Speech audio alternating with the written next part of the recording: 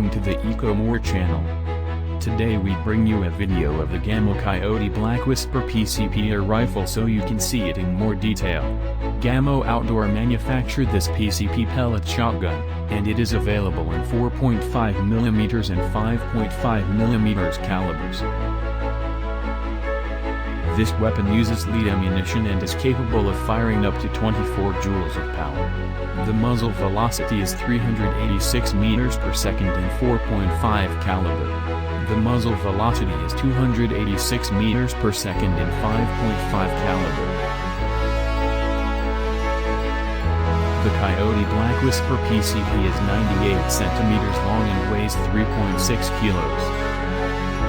The weapon has a 10-shot BB magazine.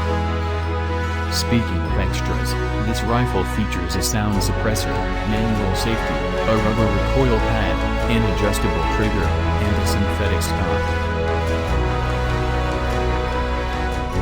If you like this weapon, you can purchase it at the best price directly from our website www.ecomore.com, and we'll deliver it to your home. Don't forget to subscribe to the channel and you'll receive all the latest news on airsoft and compressed air weapons and